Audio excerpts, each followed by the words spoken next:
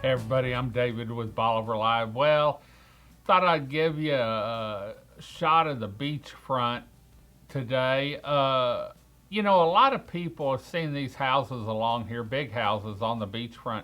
A lot of people have gone to adding different amenities to them. Some people are putting pool tables in, they're putting elevators in. Anything that'll step up the rental process and help the home get rented more. And a lot of people are putting hot tubs and pools in. And I know there's a difference between whether your house is beachfront or it's 2 or 3 or 4 rows back. So I thought I would ask Chandra with Aran and Franklin Engineering, what's the difference and what do you need to look at if you're planning on putting a pool in? My brother-in-law and sister at one time were looking, and they're up in the Austin area, and they gave them actually two prices because some areas they can dig easily, some areas they more or less have to blast the rock out. And so I thought I'd get with Chandra today and ask her just what do you need to take into consideration if you're looking at putting a pool in or a hot tub, whether it's in the ground or above the ground? Chandra, my wife and I were talking the other day, and I said, and I was actually talking to my brother in law too. I said, man, I'd love to have a pool just to relax in. And my brother in law is up in the Austin area. And he said, man, you need to do some checking down there because I don't know about down there, but up here, they gave me two prices because one without rock, and if they had to blast or something, he That's said right. it was like double the price. So we didn't do the pool. And I said, well, we don't have rock down here. And so, but he said, yeah, but some of the zones are different from my understanding. You need to check and see where you're at as to what you can do. A lot of people are putting pools in down here, both above ground and in ground. What's the difference and what do they need to take into consideration? So let's talk about the in-ground first. Okay. And of course, we always have to consider flood zone, V zone versus A zone. In a V zone, everything in a V zone is required to be supported on the piling.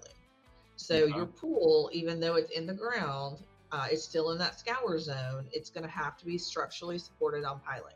And what we typically do is we design kind of a shell, and then the pool company comes in and then makes it all smooth and curvy and Hmm. gunite it and everything, uh, you know, within that structural shell.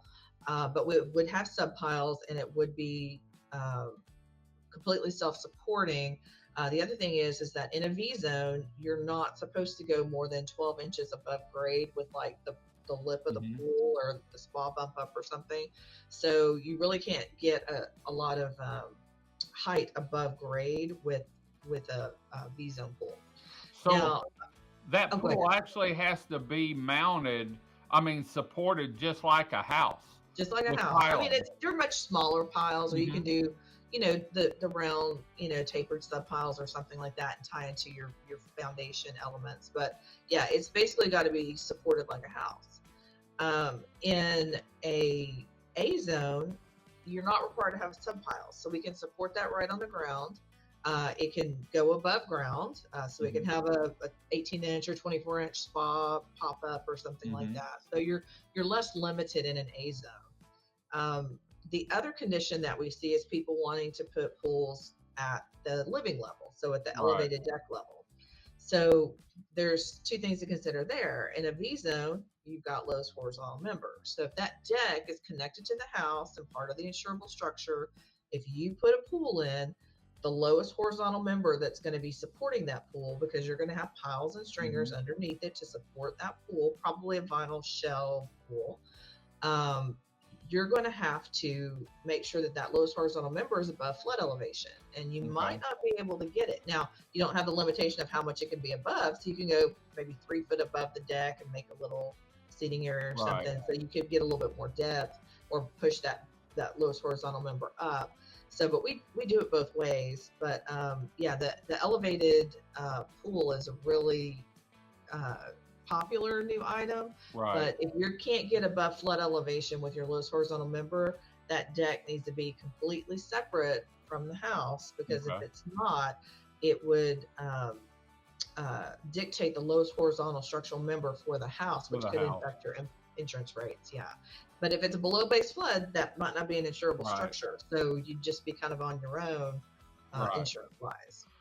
Let's real quick, when y'all are designing pools, like structure for above ground versus the deck ones, I know there's several different kinds. They've got some vinyl lining pools, but they've also, I've seen fiberglass pools coming in. Does that make a difference on what they do, vinyl line versus fiberglass?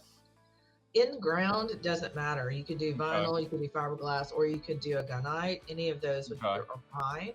But you do have to have that structural shell, concrete structural shell, that's kind of supporting the walls, the piles, and tying everything in to make sure that you have a good structural shell that can take all the water loads that are going to be impacting that pool. Because you will have, even if the pool is full of water, you're going to have, if you have scour, you're going to have like crashing wave action and stuff on the walls of that pool. So you need to make sure that it's not just a hole with a shell stuck in the ground. I mean, you actually have to have a structural shell that kind of encases all that and can take all those loads. Because the main thing is you don't want to impact your house piles, right? I mean, you want to put it under the house, but you don't want to tie into that unless those house piles are really designed to take that excess load imposed, from that little pool wall that's tying in load there. I think I'm going to go back to what we did when I was first out of high school and had my first house. We had cattle, and we cleaned the cattle trough every spring, and we'd put a water hose in there and have that cool well water, and it was a whole lot cheaper than maybe putting a pool in. That's probably great, especially for the grandkids. Just let them play and swim in the horse trough. So save the expense of it. It can be done. It can be done well, and it can be done in compliance. But you just got to know all the parameters, exactly what they want to do, and that all needs to go in at the planning of the home, or have an engineering firm do it if it's after the fact and you're going to add on to it later.